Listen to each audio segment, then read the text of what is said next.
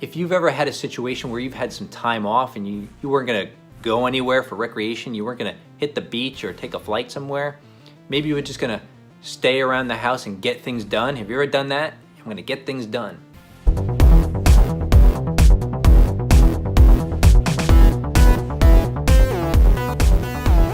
Hi, I'm Rob G and welcome to Savvy. Today I want to talk to you about planning and how planning can help you win. Most people don't like the idea of planning ahead. I know there's probably half the people at least that are watching this that don't like to plan things. They don't want to feel that they're adhering to some kind of structure because it's so limiting to them. And that limitation, that having to follow a timeline or a certain routine that's been set up before them feels very constricting, and they don't like that. They want to be able to just do as they please and do whatever they feel is best. And while I applaud that for certain things, to get things done, to really amp up and level up your productivity, you're gonna need to be able to learn how to do some basic planning. And it doesn't have to be so rigid where you can't change it. It doesn't have to be this mindset of you feel like you don't have freedom. Okay, because we all value our freedom, and certainly here at Savvy, we're talking about freedom and life on your own terms. So that's not what I'm talking about, but what I am talking about is a way to maximize your productivity just by thinking ahead a little bit. Now let's think about it that way. So the first place you want to start with is your goals.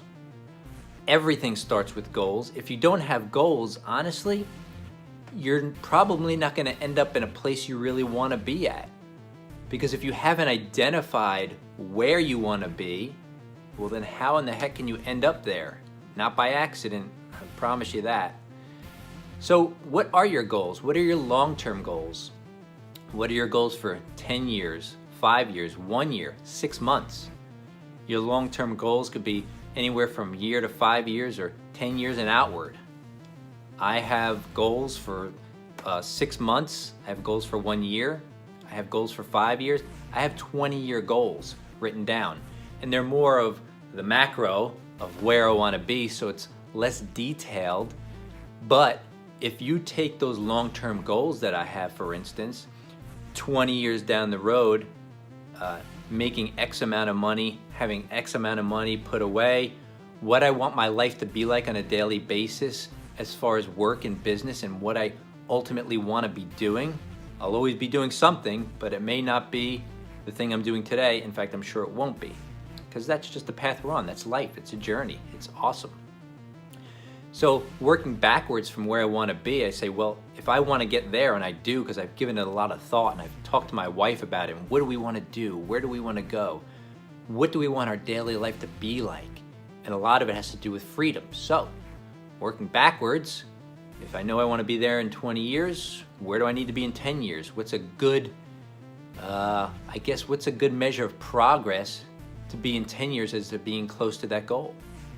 And then 5 years from now, which may seem far away, but I'm telling you, if you haven't noticed this, with the years that pass, time speeds up drastically.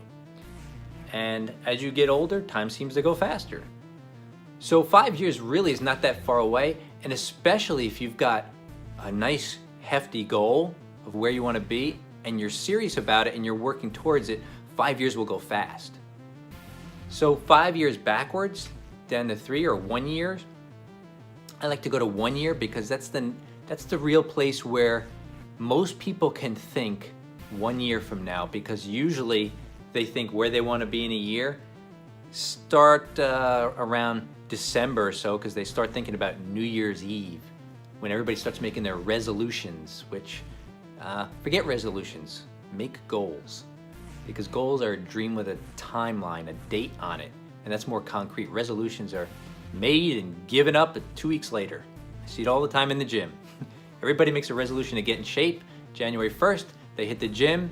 Somewhere around end of February, mid-March, they're all gone, and it's back to where it was, the usual crowd.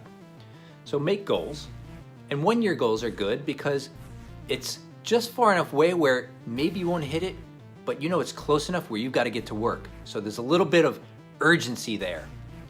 And working backwards from there, 6 month goals, and you get the idea. After you have those goals, you want to make a list of tasks, of things that are necessary in order to get you to those goals. Now, if you don't know how to get to your goal, that's understandable and it's normal, so don't feel bad. But it just means that you're going to have to learn how to get there. In other words, the gap in your knowledge or skill set in order to get to that goal is just something you have to learn. Maybe you have to meet with a coach. Maybe you have to just do more digging online and hit up some YouTube channels. Follow people on Twitter and Instagram who are where you want to be and take their thought process, because Twitter is great and Instagram is great for following people's thought process. That's the beautiful part about it.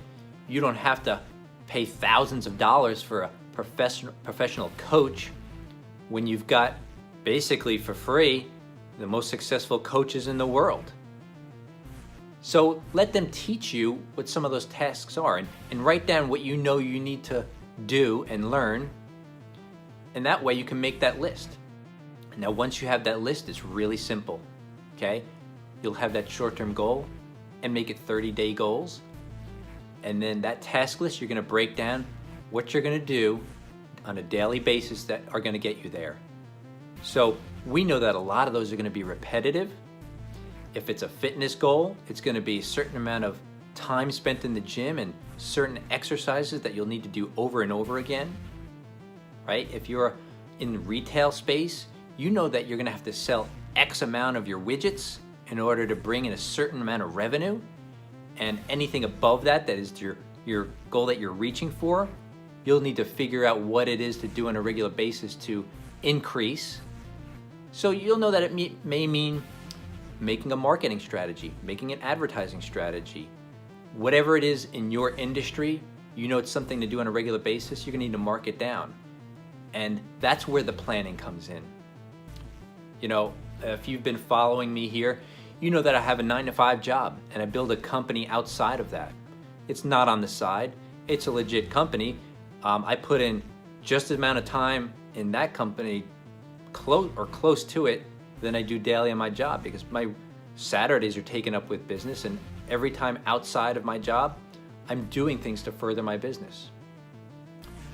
So what I have to do is, this coming week, I actually had some time to take off, and I'm not going on vacation. We'll be doing that next month, but I had some time, so I took it, and I took a whole week off. And now, if you've ever had a situation where you've had some time off and you weren't gonna go anywhere for recreation, you weren't gonna hit the beach or take a flight somewhere, maybe you were just gonna stay around the house and get things done. Have you ever done that? I'm gonna get things done. And then you figure you just wing it. You wake up and see what you're gonna do. And then you look back on your day and you go, what did I get done? Or worse, after that series of days you had off, you're like, I didn't really get done as much as I had hoped to get done. And the only reason for that is not that you're lame, it's not. It just means that it needs to be planned out. It does. And so I have this week coming up, and I have a master list of everything that I want to accomplish. And then of those things I want to accomplish, I have steps underneath those of what I need to take on a daily basis in order to complete those things.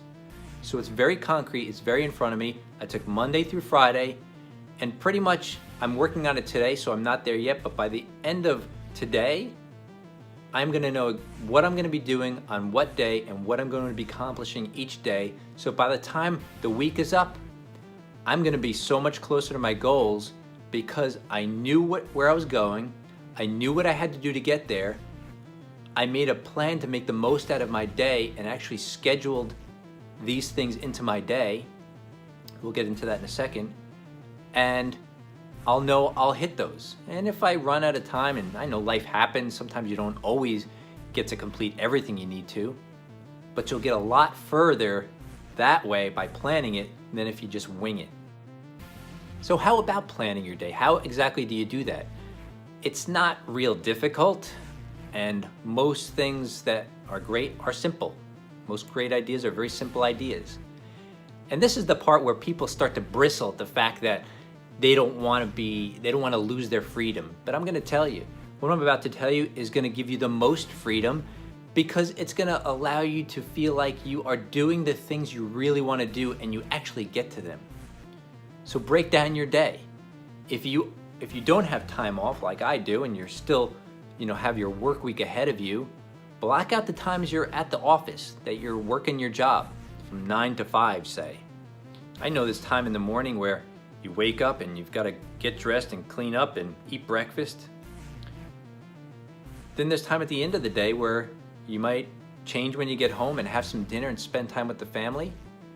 And maybe you're in bed by, say, 11 o'clock, sleeping, get your 7 hours a night.